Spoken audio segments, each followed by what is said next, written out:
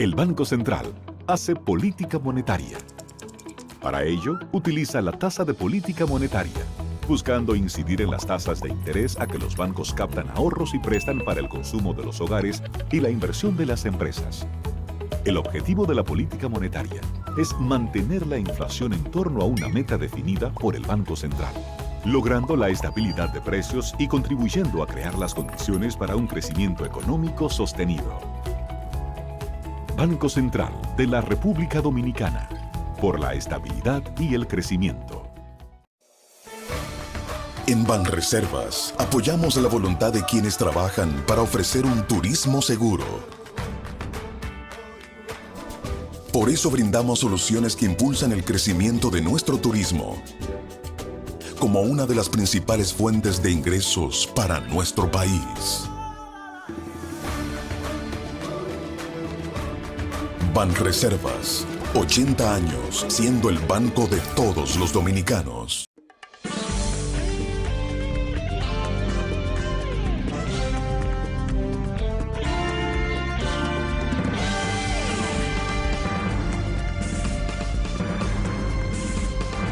Buenas tardes, amables televidentes. Bienvenidos a su cita diaria, crepuscular y nocturna en Teleimpacto, que es al final de la tarde, comenzando la noche o despidiendo el sol. Bien, señores, ponga su caridad en buenas manos.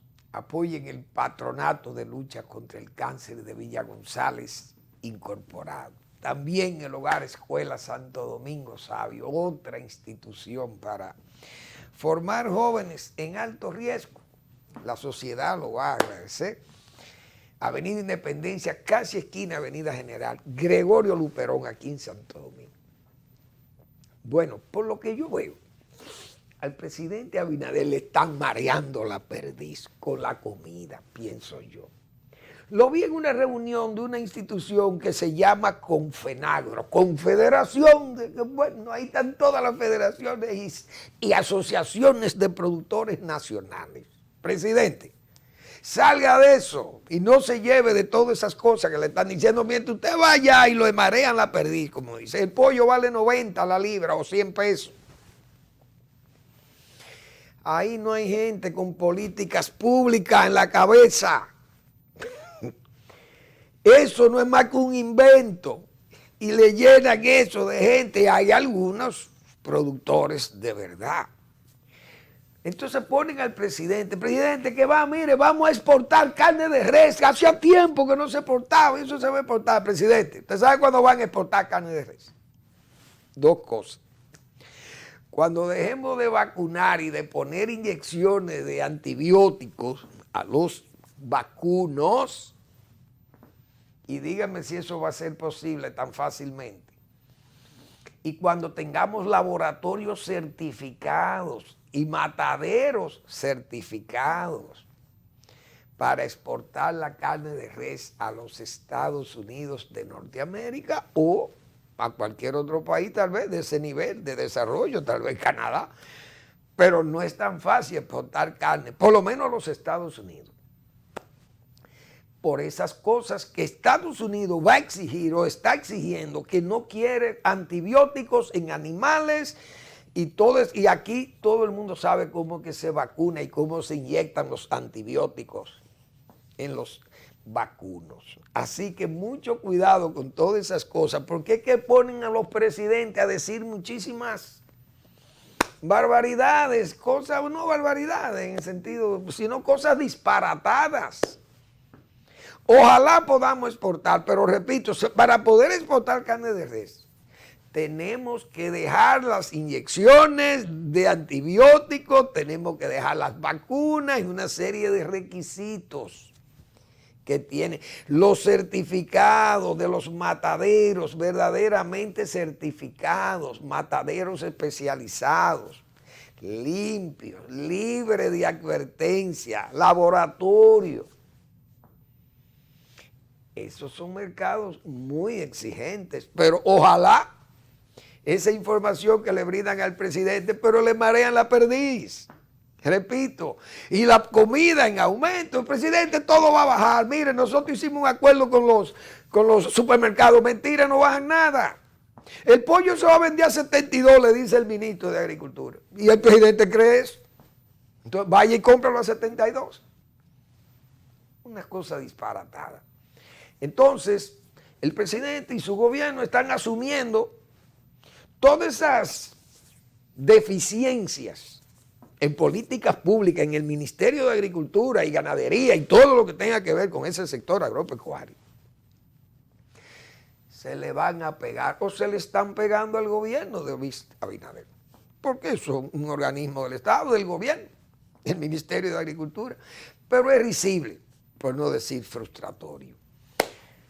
Pero yo no quiero que le vaya mal al presidente, porque si le va mal al presidente, no va mal a nosotros, a los dominicanos, y uno no quiere eso.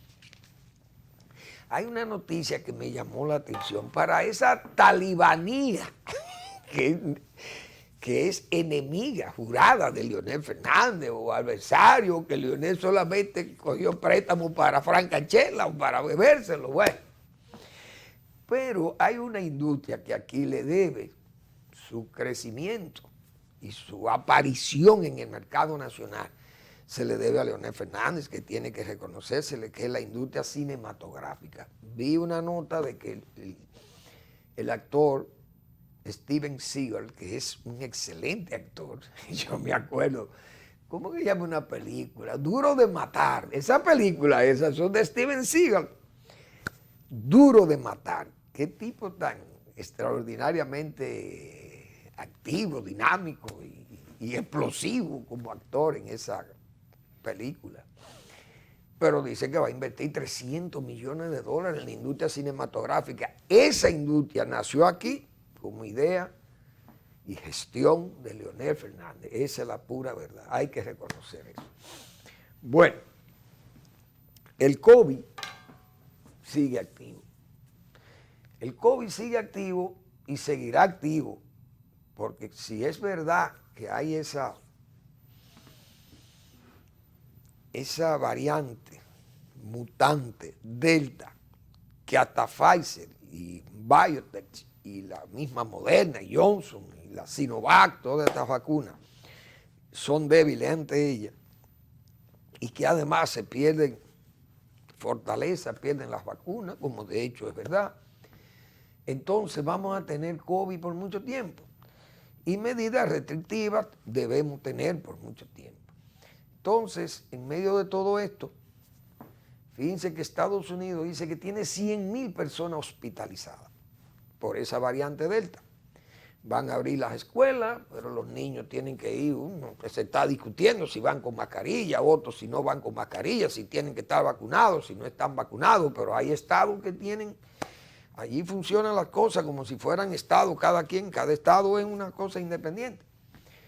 Pero nosotros aquí no sabemos. El mes que viene se inicia el año escolar y todavía no sabemos si las escuelas están adecuadas. Dice el ministro que estarán todas listas y que agua y todo está bien. Bueno, ojalá.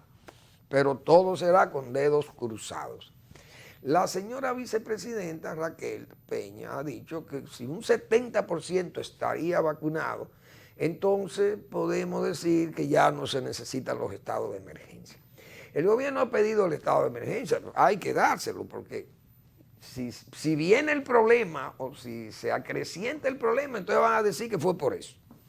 Claro, hay que ver qué ventaja tiene el gobierno que le interesa el seguir en emergencia. Bueno, uno alegan que compras, otras facilidades, hasta poder oír por un micrófono o intervenir, qué sé yo, un teléfono, hasta todas esas cosas están disponibles en un estado de emergencia, pero esas serían nimiedades.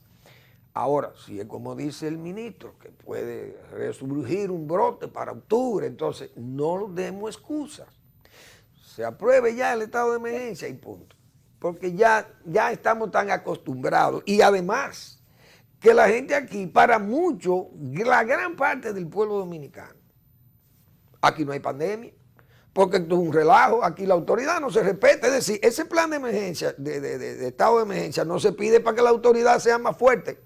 Al contrario, la autoridad seguirá siendo más débil. porque no se toman las medidas drásticas que hay que tomar. Entonces la gente hace lo que le da la gana. El COVID lo tenemos ahí con 300, vienen 400, se enferman, mueren 3, mueren 2, muere 1, mueren 4 y entonces vamos a seguir en eso, con la posibilidad de que se incremente. Cuando uno ve el caso de Cuba, a mí me da mucha pena. Cuba, 92 muertos, señores. Nosotros en el peor momento no hemos tenido esas cosas. 92 muertos, 9,000 y pico, casi 10,000 cubanos diarios se enferman del COVID. Yo no sé ya el número de muertos. Ese régimen, las cifras son cifras que uno tiene que tomarlas con pinzas, porque es un régimen que no da datos. Usted pregunta en Cuba, ¿cuántos murieron en Angola? ¿Cuántos soldados cubanos murieron en Angola en la guerra de África? Y nadie le dice ese número. Pudieron haber sido 40,000, pero el régimen dice que fueron 2,000. Y aquí hay que creerle a ellos, porque así que se manejan las estadísticas. Pero Cuba está muy mal. Entonces, ahora yo no sé cómo no han alegado que es el bloqueo, el culpable es el bloqueo, porque van a decir que es el bloqueo igual que Venezuela. Pero resulta que Cuba ha hecho una campaña publicitaria y de alarde de que tenía 2 vacunas como la Soberana y la Abdala, que esa era la solución a la crisis cubana del COVID, que ellos iban a producir su propia vacuna y se alejaron incluso del sistema COVAX.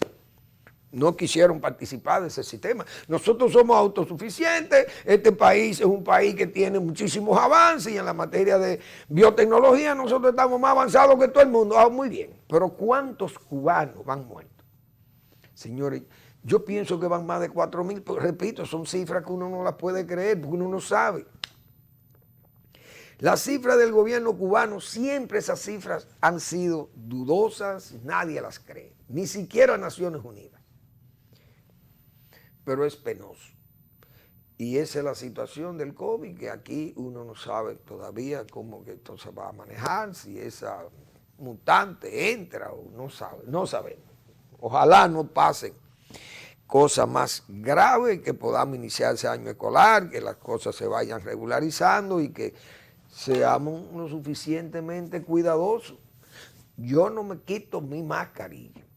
Cuando digan que no hay virus, yo la sigo usando, porque hasta que yo no sepa que ese virus se ha escabullido por ahí, por una cloaca se fue, tenemos que seguir usando las mascarillas y estar a distancia siempre, porque las conglomeraciones no son buenas. En ningún tiempo han sido buenas, menos en este tiempo. Por tanto, tenemos que ser cuidadosos. Esa es la pura verdad. Ahora, hay unos datos que yo quisiera saber como dominicano. ¿Cuántos haitianos se han vacunado aquí? Salud Pública puede decir el dato, porque nosotros dijimos aquí que era una forma de saber incluso cuántos haitianos hay aquí. ¿Cuántos haitianos se han hospitalizado por este asunto del COVID? Y yo digo haitianos no porque no sean extranjeros todos los extranjeros, sino porque estos son los más, y los que más problemas nos crean a nosotros. Entonces, no sabemos cuántos haitianos se han vacunado. ¿Y para qué estamos exigiendo más vacunas y que el dominicano se vacune si tenemos millones de haitianos aquí sin vacunar? Entonces, ¿para qué nos vamos a seguir vacunando? ¿A quién vamos a presionar? Presionamos a los dominicanos y a los haitianos los dejamos tal cual. Entonces, seguirán siendo un foco de contaminación. Es que la política migratoria de este gobierno ya fracasó. El presidente puede ordenar el muro y seguirá siendo un fracaso, porque es que una política migratoria, si usted no deporta gente, usted no está haciendo, incluso esto, no sé cuántos presos haitianos hay en las cárceles. Me imagino que cumplen condena y salen a la calle a delinquir de nuevo, a la propia calle dominicana, y Estados Unidos lo que hace es que deporta a su gente. Entonces la política migratoria del gobierno de don Luis Abinader, inscríbanla como un fracaso en el primer año. Porque no es anunciar, el presidente anuncia el muro y anuncia valla, pero del dicho al hecho hay un gran trecho. ¿Y qué ganamos con anunciar eso? Si tenemos los mismos haitianos aquí. Y dice el Instituto de las Migraciones, no, pero miren, hubo un terremoto y el COVID y no se nota la presencia de haitianos aquí, no se nota esa avalancha de haitianos para acá y los haitianos pasando como Pedro por su casa en la frontera. Que hasta el ministro ha dicho El ministro de las Fuerzas Armadas, que es el que está encargado de cuidar la frontera y de licitar el muro. Oigan bien, y dice que los haitianos están llenos de necesidades y que la necesidad tiene cara de herejes. Imagínense ustedes. La política migratoria del gobierno del presidente Luis Abinader es un verdadero fracaso, dice Manuel Fermín, en el primer año. Porque no hemos visto nada de lo que el presidente ofreció cuando tomó posesión. No ha hecho un esfuerzo por decirnos a los dominicanos o darnos pruebas de que realmente están interesados en poner la cosa en su lugar. No ha habido repatriaciones. Pero ahí están las vacunaciones. ¿Cuántos haitianos se han vacunado? ¿Qué foco de problema para el país significa esa población andante aquí sin vacunar? Y si se han vacunado, que nos digan cuántos se han vacunado. O cuántos han sido hospitalizados. O si han habido muertos como consecuencia del virus. Pero no tenemos datos, es a ciegas que estamos en este país, porque está prohibirle a los haitianos que vengan y estén en el país como si fuera en su propio país, que es Haití, y no República Dominicana. Pobre Pedernales, si se desarrollare ese proyecto turístico de Pedernales, pobre de Pedernales y pobre de los pobladores del sur que no tendrán acceso al empleo porque serán absorbidos por esa mano de obra abundante y barata, porque es la realidad. Bueno, señores, en Afganistán, Estados Unidos, dijimos nosotros, señores, Estados Unidos, yo sigo creyendo que Biden y Estados Unidos han dejado el huevo de la serpiente en Afganistán. Yo sigo creyendo en eso. Porque ya he visto las preocupaciones de Rusia, lo vamos a decir ahora. Pero es una pena que Estados Unidos esté tan desinformado en Afganistán. Primero, dijimos nosotros que llegar a Afganistán en la guerra fue un motor que dio pie a dos errores. Entrar sin necesidad y salir con precipitación. Y ahí está demostrado. Y nosotros habíamos hablado de eso, y yo me acuerdo, hace mucho que yo hablé de eso, de ese secarral de Afganistán, lo difícil que era Afganistán, pero no es que uno sea ningún analista, sino que todo el que ha leído algo sobre Afganistán sabe que ha sido un país sumamente complicado. Todas las potencias han fracasado allí, pero un país como ese, un país que tuvo hasta monarquía, un rey, y un país, qué sé yo, de gente buena y todo, pero ese país ha caído en manos de todos estos peludos y barbudos y salvajes, son gente selvática, estos talibanes. Entonces ese país ya está perdido. Entonces las grandes potencias y deben ser Naciones Unidas las que deben velar porque ese país se organice, pero Naciones Unidas no hace nada, porque el comité, China, Rusia, Francia y Estados Unidos son amigos, y Gran Bretaña, pero Rusia y China están jugando ahí a ver qué es lo que va a pasar. Rusia ya tiene una experiencia. Pero China dice que hay que respetar la voluntad popular del pueblo afgano. Pero ¿qué es lo que hay que respetar? Un régimen que va a asesinar a las mujeres, a las niñas, y asesinar a sus adversarios, y ahí no hay control de nada, y eso es un salvajismo, una tribu de salvajes. ¿Y cómo se puede hablar de que ese país hay que respetar el derecho del pueblo afgano? Dice China, dice el canciller de China. Una cosa como apaciguando lo que hay en Afganistán, que hay minas, y que a China le interesan las minas, le interesa hasta el opio. El opio que produce Afganistán, eso le puede interesar a China también, y a todos esos países regionales. Entonces Estados Unidos Gran Bretaña, los servicios de inteligencia de Gran Bretaña, que son muy buenos, dijeron, mire, hay posibilidades de un ataque terrorista del ISIS o de algunos radicales de esos de Al-Qaeda, que quedan muchísimos, los mismos talibanes, locos pues que salga Estados Unidos de ahí lo más rápido posible. Para ello iniciar su fiesta de asesinatos y persecuciones y delaciones y ¿cómo se llama esto? Los allanamientos a las viviendas, buscando mujeres y buscando a lo que en lo que ellos entienden que hay que castigar porque son enemigos del Islam y qué sé yo, todas estas locuras.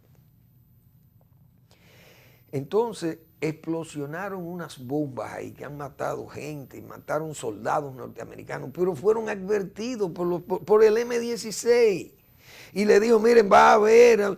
No toman ni siquiera las medidas de previsiones. Yo no sé qué inteligencia que hay en Estados Unidos.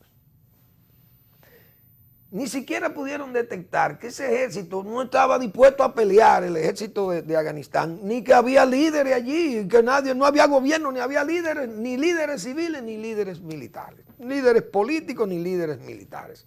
Entonces, ¿cómo ustedes no advirtieron esto y buscar la forma de que se estableciera un gobierno ahí que por lo menos representara, porque Rusia tuvo un gobierno que lo representaba a ellos, un gobierno de izquierda, y claro, vinieron los talibanes y mataron al presidente que había puesto Rusia. Pero eso es lo que hay ahí. Entonces, yo sigo creyendo en el huevo de la serpiente, porque miren lo que dijo el señor Putin. El presidente ruso, Vladimir Putin, criticó ayer martes a Estados Unidos y sus aliados por dejar a Afganistán en un caos que plantea posible amenaza a la seguridad de Rusia y sus aliados en Asia Central. Lo mismo que nosotros habíamos planteado aquí. Al hablar ante la reunión del principal partido del Kremlin, Rusia Unida, Putin expresó su temor de que los milicianos usen la inestabilidad del país para desestabilizar a las antiguas naciones soviéticas de Asia Central que limitan con Afganistán, lo que yo había dicho aquí, el caso de Tayikistán y Uzbekistán y esos países que están, y Dagestán, musulmana, provincias y repúblicas que son amigas de Rusia. Existe el peligro de que los terroristas y diferentes grupos que encontraron refugio en Afganistán, léase el ISIS, el caos dejado por nuestros colegas occidentales y traten de lanzar una expansión a los países vecinos, dijo Putin. Eso representará una amenaza directa para nuestro país y sus aliados. Al mismo tiempo, Putin aseguró que Moscú aprendió las lecciones de la guerra soviética de 10 años en Afganistán y que se mantendrá alejado de los disturbios. Nosotros dijimos aquí cuál es el peligro del huevo de la serpiente, es dejarle ese problema a Rusia, a China y a Irán, que no ha dicho nada a Irán. Pero fue lo que nosotros dijimos, Estados Unidos con su sonrisa le puede haber dejado un tremendo problema a Rusia al lado. Y decir, como nosotros hemos dicho aquí, que Biden ha dicho que Estados Unidos no tiene que pelear una guerra, que deben estarla peleando los rusos y los iraníes, y los chinos probablemente. Vamos a la pausa y volvemos.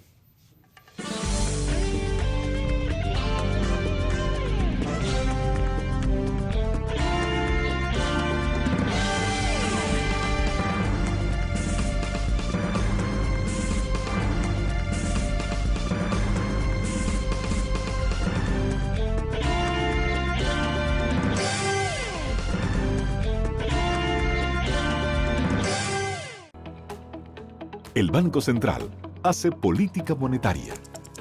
Para ello, utiliza la tasa de política monetaria, buscando incidir en las tasas de interés a que los bancos captan ahorros y prestan para el consumo de los hogares y la inversión de las empresas. El objetivo de la política monetaria es mantener la inflación en torno a una meta definida por el Banco Central, logrando la estabilidad de precios y contribuyendo a crear las condiciones para un crecimiento económico sostenido. Banco Central de la República Dominicana, por la estabilidad y el crecimiento. En Banreservas apoyamos la voluntad de quienes trabajan para ofrecer un turismo seguro. Por eso brindamos soluciones que impulsan el crecimiento de nuestro turismo, como una de las principales fuentes de ingresos para nuestro país. Banreservas, 80 años siendo el banco de todos los dominicanos.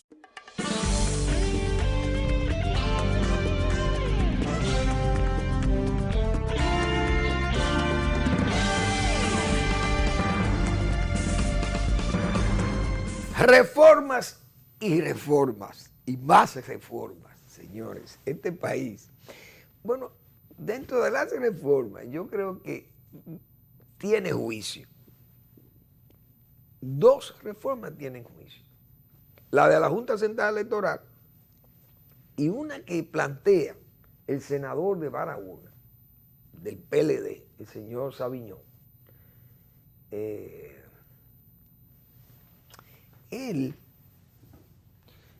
ha planteado que es mejor, en vez de una reforma constitucional para complacer lo que el presidente dijo, tan exultante, hemos dicho nosotros otras veces, y bueno, para dejar que la mano del palacio salga de ese nombramiento del fiscal nacional, cosa que en Estados Unidos es la democracia más sazonada del mundo, y el fiscal general lo nombra el propio presidente de los Estados Unidos. Pero bien, aquí ya hemos analizado todo lo que nosotros dijimos ayer y ya no voy a opinar más sobre la famosa independencia judicial o institucionalización democrática de la justicia. Ya eso.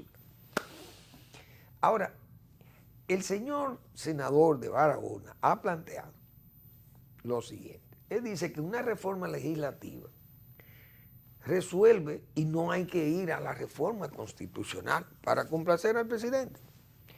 Porque en una reforma legislativa, ¿qué es lo que hay que hacer? Poner las condiciones que se necesitan para ser procurador general de la República. Mire, usted no puede ser miembro de un partido político, para los que critican al PLD y a los Balaguer y al PRD, que nombraban procuradores de su partido. Gente miembro del comité político, miembro del comité. Pero ¿qué es lo que dice la ley? Que si son miembros de un partido, que renuncien. Ahí están las altas cortes. Si renuncian, todos los jueces del Tribunal Constitucional han sido políticos, la mayoría todos. Todos los de las altas cortes han sido políticos. Lo de la Junta Central Electoral, todos han sido políticos. Pero bien, que no sean miembros de un partido político. Bueno, pero para ser procurador general de la República se necesita primero o ser mujer o ser hombre. No puede ser LGBT, qué sé yo, por poner un ejemplo. Porque después se puede inclinar por los LGBT. O si es abortista, sodomita. Si es abortista, entonces ¿cómo aplica la ley? Es decir, hay que ponerle cosas, diríamos, claras a que vaya a ser procurador o procuradora general de la República. Pero es verdad lo que él plantea. La reforma puede ser legislativa. Entonces, usted le pone una serie de trabas, que sea, por ejemplo, de equidad, que sea graduado de abogado, que haya tenido X tiempo en ejercicio, que haya sido juez o que haya sido fiscal, qué sé yo. Se le ponen todas las cosas que haya que ponerle ahí, que haya escrito 2 libros, o que haya sentenciado o ganado 10 pleitos en la justicia, qué sé yo, por poner todas estas cosas disparatadas. Pero poner esas precondiciones para que usted pueda acceder a ser, y entonces que lo nombre el presidente. Pero si usted lo nombra con esas condiciones y usted se vende o hace lo que le da la gana, entonces, ¿quién puede? Hasta el propio presidente de la República. Los presidentes son los primeros que violan constituciones. Entonces, usted pone esas trabas, o mejor dicho, esas precondiciones, o esos preceptos bien claros para que la gente sepa que quién va a aspirar. Pero que no venga un presidente y haga lo que pasó con INAPA. ¿Por qué entonces? Porque el presidente de la República, el director de INAPA tenía que ser un ingeniero civil, pero el presidente Abinader dijo, atento a mí, es el que yo quiero, un abogado. Y entonces un Congreso irresponsable y mediocre, ¿qué hace? Bueno, vamos a adaptar la ley, vamos a cambiar la ley, vamos a adaptarla para que el presidente entonces quede bien. Y esas cosas, entonces ahí el presidente no es institucionalista. El presidente Abinader ahí falló, entonces tenemos un presidente ambiguo, dúplice. ¿Por qué? Porque puedo nombrar un procurador general de la República independiente. No está en partido político. Pero entonces puedo nombrar un director de INAPA que me exige que sea ingeniero y voy a nombrar un abogado. Pero atento a mí. ¿Y entonces? Pues cambien la ley y adáctenlo entonces a mi deseo. ¿Qué va a pasar si le hacen lo mismo con un procurador general de la República y le ponen la misma traba? Si ponen que es abogado y el presidente nombra uno que es ingeniero, ¿qué va a pasar? Hay que también cambiar la ley. Entonces aquí tenemos que dejarnos de muchísimas artimañas y cosas de esas. Asimismo, vimos la Junta Central Electoral. Yo he dicho muchas veces, señor, aquí ¿dónde están los juristas dominicanos? Los abogados, miren que tengo 2 hijos que son abogados. Pero ¿dónde están los abogados de este país? ¿O es que los abogados no saben hacer leyes? Porque no hay una ley que no haya que cambiar porque no sirve. Pero no es ni que porque el tiempo y las circunstancias van cambiando y que ahora estamos en la época del internet y antes no había internet y entonces la ley hay que cambiarla porque entonces hay que aplicarla a los tiempos de hoy. Bien, esas cosas son entendibles.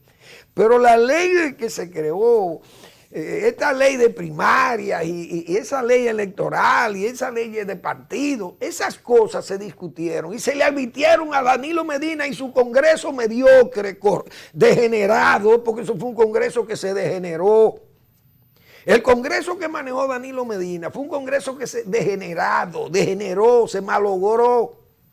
Se vendió para cambiar y adaptar y poner cosas. Esa ley de partido se le dijo claro que eso no iba a funcionar. Que eso no podía, pero el imperante de turno, el cerebral, dijo que él quería esa ley. Y Danilo Medina era ley, batuta y constitución. Quería también cambiar la constitución, y si no es porque Washington llama y se tira a la calle y qué sé yo, ese colectivo que es la calle se exaltó, entonces así se dio el cerebral de Danilo Medina. Ustedes saben las advertencias que se le hicieron sobre esa ley de primaria. Ahora, ¿con qué cara salen esos degenerados que fueron miembros de ese Congreso? Y el propio Danilo Medina y su partido, ¿con qué cara pueden salir esa gente a decir que la ley de la Junta Central Electoral, que los planteamientos están mal? Porque hicieron las cosas precipitadas y todo nada más para beneficiarse de ellos. Entonces, ¿quién es que sirve en este país? Pues en este país la gente no sirve. Los juristas y los abogados no sirven, he dicho yo, que no saben hacer una ley, que no la dejen a los agrónomos, a ver si los agrónomos podemos hacer una ley, cualquier ley, la hacemos mejor. Pues yo no voy a entender esto. Eso tiene 2 años, 1 año, ya la Constitución igual, eso es un relajo la Constitución, porque nunca la hacen bien. ¿Y quiénes son los políticos de este país? Políticos, juristas, constitucionalistas, abogados de prestigio, y ninguno sabe hacer una bendita ley. Todas las leyes que se hacen aquí hay que reformarlas, cambiarlas, y a cada rato hay que estar en eso y haciendo una especie de sastrería porque no saben hacer las leyes, las hacen mal o las hacen mal las redes, que es peor, entonces son delincuentes. Esa cosa yo creo, ¿cuándo es que el país va a superar esto? Dios mío. Fíjense lo que plantea. Así pasó con la Constitución del 94, pero no aprendemos. ¿Por qué? Porque lo que habían eran enemigos de Balaguer, adversarios de Balaguer, y había que cambiar lo que Balaguer hizo. Aunque quede mal, bueno, quedó mal, la Constitución la estupraron y al final hubo que quitar todo lo que le hicieron, limpiarla de nuevo y volver a posición anterior, a la del viejo Balaguer. Una cosa increíble. La Junta pide eliminar las primarias, claro. Igualmente el voto preferencial. Todo el mundo sabe que el voto preferencial, así como está diseñado, es para delincuentes y gente que tiene mucho dinero, analfabetos. Mírenlo ahí. Miren el Congreso que tenemos, un Congreso mediocre, como yo he dicho, que no tiene, ahí no hay un 10%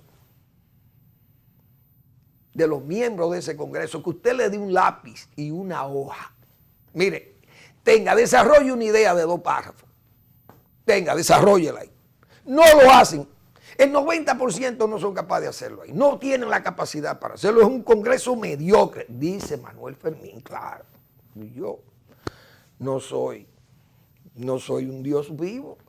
No puedo ser una especie de juez que sentencie. Pero esa es mi opinión para sentenciar ese Congreso.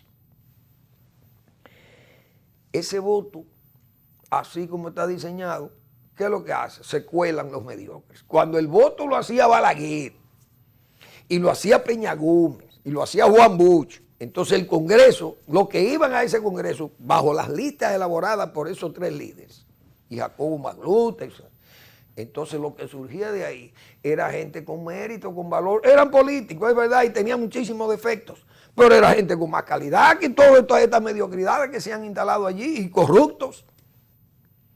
Pero aquellas listas eran listas que iban elaboradas por los líderes. No póngame a fulano ahí, un hombre serio, póngamelo ahí. Que salga, que gane, para que gane la posición. Entonces Balaguer, Peña Gómez, y ponían a esos caballeros, esas personalidades. Entonces hay que eliminar la primaria porque el cerebral de Danilo Medina dijo que quería primarias abiertas y que la fiscalizara la Junta Central Electoral. Se le advirtió y ese señor lo quiso imponer como fue. Por eso que estamos criticando que este gobierno le tiene un telón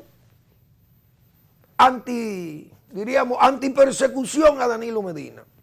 Un hombre que debiera estar preso por esas bellaquerías que nosotros hemos denunciado aquí, esa querella de participación ciudadana, lo mismo de la visita sorpresa, todo ese disparate y todo lo que pasó con Catalina y todo lo que pasó con esa Odebrecht que él consideró buena y a la otra mala y todas esas trapisondas usadas para comprar de legisladores, todo que hasta el propio ministro de Energía lo hizo un libro denunciando eso, su propio ministro. Y sin embargo ese señor está ahí libre de que ningún fiscal o ningún juez se atreve a visitar, ni siquiera a llamar a ese caballero para que colaboren informaciones que son de interés para la fiscalía o para el país. Entonces ahora hay que desmontar bajo un costo y una molestia, desmontar todos los disparates y todas esas argucias y toda esa forma de aliar la mala fe y la astucia que tuvo Danilo Medina y su grupo de corruptos y mediocres también ahí degenerados de ese Congreso, hicieron todo eso lo que le dio la gana. Ahora hay que desmontarla. La ley de primarias, la Junta dice yo no quiero eso, porque para qué yo tengo que estar, yo puedo arbitrar, pero ¿cómo yo voy a administrar? Un proceso de primaria de los partidos políticos no valió, no hubo forma de que ese señor entendiera eso. Se impuso él. Bien, ahora el pueblo dominicano tiene que pagar eso, esa molestia, porque ese señor se obstinó en eso. Danilo Medina, que fue responsable de esa primaria, que todo el mundo lo sabe. La entidad sugiere la eliminación del voto preferencial en el nivel municipal, proponiendo que los regidores y vocales sean electos mediante listas cerradas y bloqueadas. Así deben ser también los otros. Los diputados y los senadores debieran ser igual. Los senadores no sé, porque los senadores nada más uno.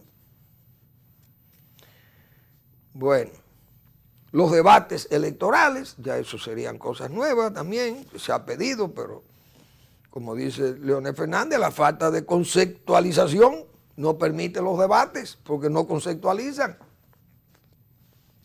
El financiamiento a los partidos en 1,5% del presupuesto general de la nación en los años de elecciones y 1/4% en periodos no electorales, como establecía la antigua ley electoral. Oigan bien, favorece que los partidos de nuevo reconocimiento accedan al financiamiento público. Muy bien. Se fortalezca su registro legal exigiendo que los ciudadanos que den su consentimiento estén afiliados a estos, porque también ese es otro relajo para aprobar partidos y aprobar una especie de pymes políticas. que el reconocimiento de los partidos y sobre las alianzas puedan ser impugnadas ante el Tribunal Superior Electoral en vez de la jurisdicción administrativa. Un tope en los gastos de campaña de 65% y en la precampaña de un 75%. El nivel presidencial bajaría de 527 millones a 131 millones durante la precampaña y 922 millones a 322 bajarlo en la campaña.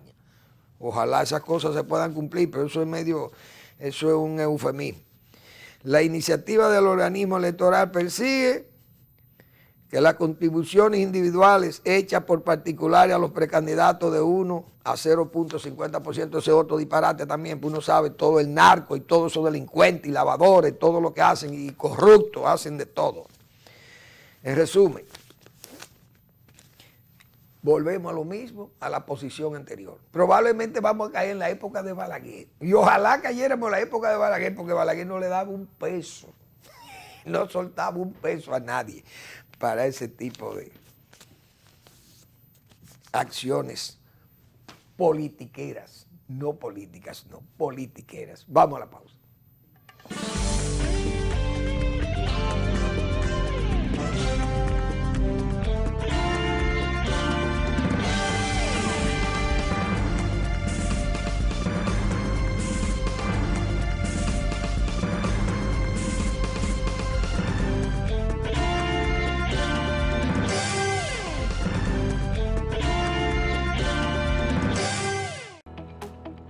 El Banco Central hace política monetaria. Para ello, utiliza la tasa de política monetaria, buscando incidir en las tasas de interés a que los bancos captan ahorros y prestan para el consumo de los hogares y la inversión de las empresas. El objetivo de la política monetaria es mantener la inflación en torno a una meta definida por el Banco Central, logrando la estabilidad de precios y contribuyendo a crear las condiciones para un crecimiento económico sostenido. Banco Central de la República Dominicana, por la estabilidad y el crecimiento. En Banreservas apoyamos la voluntad de quienes trabajan para ofrecer un turismo seguro. Por eso brindamos soluciones que impulsan el crecimiento de nuestro turismo, como una de las principales fuentes de ingresos para nuestro país. Banreservas, 80 años siendo el banco de todos los dominicanos.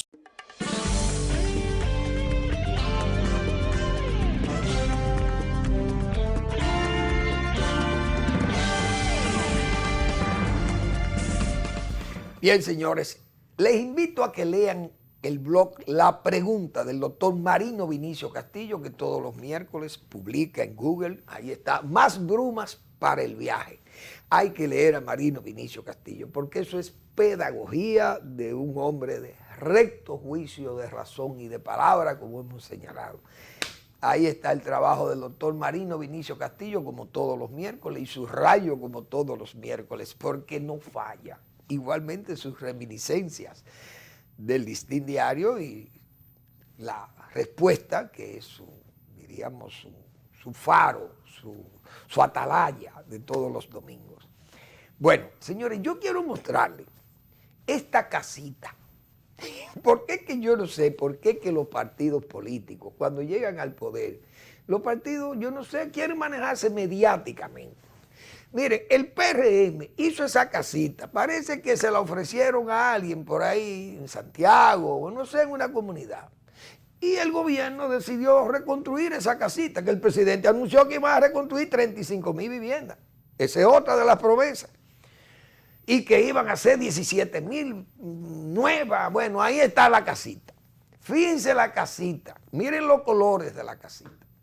Y eso es lo que a mí me preocupa. Entonces fíjense, son los colores del PRM. Entonces, yo he dicho lo siguiente, ya la pueden mover, ya pueden quitar la imagen. Porque yo he dicho muchas veces, y repito, ese yo íntimo, voy a hablar, porque yo quisiera, repito, algún día leerle un panegírico a Balaguer, porque aunque sea un panegírico celebrando el 132 años de su desaparición física, porque nunca va a desaparecer ese nombre de este país.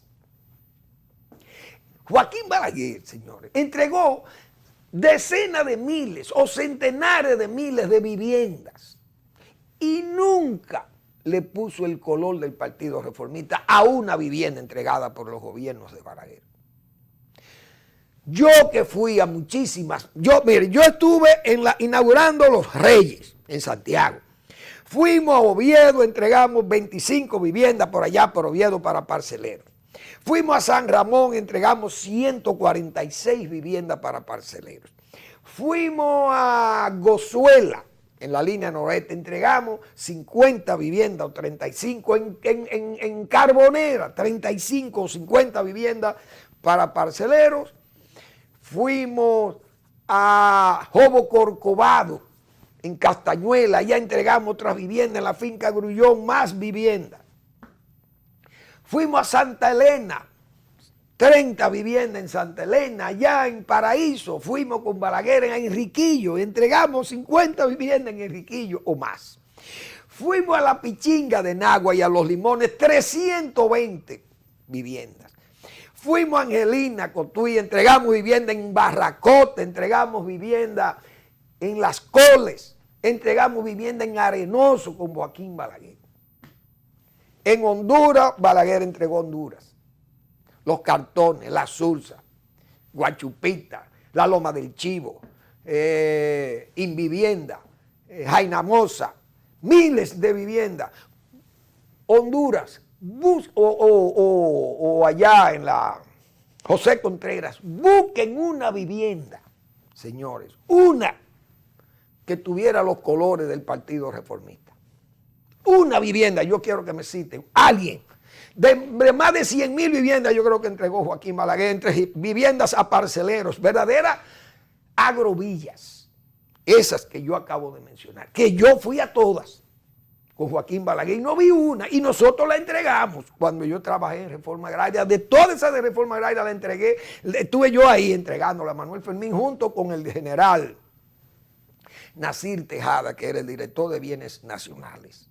Y entregamos toda esa vivienda y no hay una de esas viviendas no la entregamos con los colores del partido de Balaguer. Ni una. La primera que hace el gobierno del PRM y ya le ponen el color de la bandera del PRM, de los colores del partido del PRM. Una vivienda, nosotros entregamos más de 100,000 viviendas. Pero no solo eso. Por eso digo, yo quiero ser panegirista de Balaguer, aunque sea antes de morirme, en una fecha de esa. Ninguna de las obras de Balaguer, gobierno constitucional, año 1966-1970. Todas las obras, no hay una que diga gobierno de Balaguer, de Joaquín Balaguer, ninguna. Ninguna obra entregada por Balaguer. Usted va al aeropuerto de las Américas. Esta obra construida en el gobierno constitucional 1970-1974, por ejemplo. Entonces, en el gobierno de Hipólito Mejía se le hizo un anexo, qué sé yo, se hizo algo ahí. Y ahí hay una placa enorme.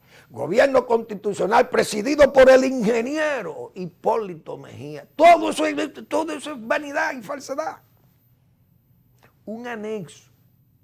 Balaguer hizo el aeropuerto, señores, y no le puso ni siquiera el nombre de Balaguer. No aparece en una placa de esa, no aparece el nombre de Balaguer. Extremadamente modesto. Joaquín Balaguer, lo tengo que decir, una vivienda, mírenlo ahí. Cuando Balaguer construía los palacios escolares, se reían de Balaguer los PRDistas. Cuando vinieron los ciclones, los palacios de Balaguer eran los que protegían a la gente. El PRD, yo recuerdo, en el 78 comenzó a construir unas escuelas de bloques violinados y los techos eran de asbesto cemento. Bueno, porque era hacer las cosas con racionalidad y no se podían hacer esos palacios escolares de Balaguer. Y cuando vino el ciclón David, desnudó el gobierno de don Antonio Guzmán, lo desnudó, le desbarató todas las escuelas que habían hecho. Entonces ahí comenzó el nombre de Balaguer a ponerse, como dice, en primer plano. Porque yo que vi el ciclón Inés, que fui después del ciclón Inés y vi lo que pasó en Juancho y en Oviedo y toda esa zona, y Balaguer dijo, no, hay que hacer palacios escolares aquí. ¿Para qué? Para que les sirvan de refugio. Sin embargo, los adversarios de Balaguer se reían de Balaguer. Entonces, yo creo que el país necesita, señores, necesita de esas referencias. El PRM con esa vivienda, eso es una vergüenza. Repito, búsquenme una casa de más de 100,000 casas que entregó Balaguer,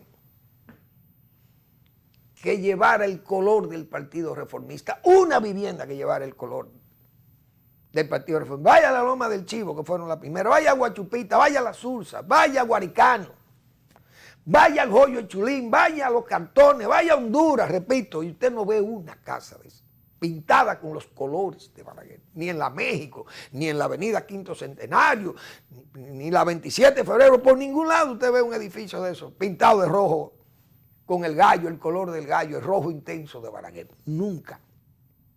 En Invivienda menos, porque Balaguer era celoso con eso. Así mismo, digo, yo me voy a tener que convertir en un panegirista de Balaguer, que lo haría con gusto. Repito.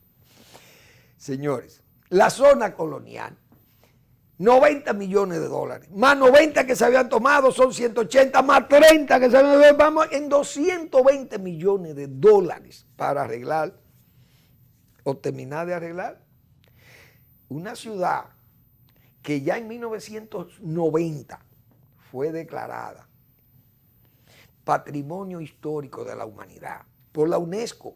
Porque ya Balaguer había llamado a Moncito Báez, a José Ramón Báez López Pena. Mira, Moncito, búscate ahí los arquitectos que tú tienes ahí, los amigos de ustedes. Llama a Pérez Montaz, a Podestá, a Valverde, qué sé yo, al ingeniero. Ay, Dios mío, bueno, son más, no me acuerdo. Mira, vamos a ir arreglando la zona colonial, porque esto es una ruina total. Aquí el único que le hizo algo fue Trujillo, que arregló el Alcázar de Cristóbal Colón, arreglaron eso, y la Fortaleza Sama, creo que le habían hecho algunos arreglitos. Entonces Balaguer, con ahorro interno, y con Moncito Báez López Pena, una personalidad de este país. Y Moncito busca a Puciso Prat, busca a Esteban Prieto, unos muchachos jóvenes recién graduados de la UNFU, arquitectos, y comienzan a trabajar y comienzan a limpiar la zona colonial. Y ahí sale la Catedral Primada de América, Nuestra Señora de la Encarnación, restaurada. El arzobispado, la Casa del Tostado, la casa de Bastida, el Palacio de los Gobernadores, el Palacio de la, qué sé yo, qué, Reales. Vamos a leer, pues yo lo tengo anotado aquí. El Museo de las Casas Reales, Parque Colón, luces y adoquinado de la zona, arzobispado de la Casa Garay, la casa de Juan Sánchez Ramírez, oiga, el brigadier también, las Tarazanas, ruina de San Francisco, calle Las Damas, la casa de Diego Caballero, convento de los dominicos y la capilla de la Tercera Orden Dominica, la casa de Rodrigo de Bastidas, la casa del Tapado, la casa del Hernán Cortés, que ahí está la embajada de Francia hoy, la de Francisco Tostado de la Peña, Museo de la Familia Dominicana, ahí está funcionando eso. La Capilla de los Remedios, la Casa de la Moneda, Casa del Cordón, la Casa de los Jesuitas. Todo eso, señor, en 1990, después que Moncito y todo ese grupo y Balaguer, con ahorro interno, y en los 10 años, tumbó el correo. Y eso lo criticaron y lo llenaron. Bueno, fue un anatema contra Balaguer, porque tumbó el correo. Pero el correo era un edificio vetusto que tapaba la zona colonial. Entonces Balaguer hizo la Plaza España y hoy llegan a la Puerta de San Diego, ven la Avenida del Puerto Y de una vez le cambiaron el nombre para ponerle Camaño, porque no hacen nada. Y Balaguer lo hizo todo con ahorros internos. Ahora 220 millones de dólares para seguir arreglando. Perdón. Para seguir arreglando la zona colonial. Eso realmente, esa bóveda tan fácil que abre sus puertas. Ah, que es el BID. Sí, es el BID, pero es un dinero que hay que pagar.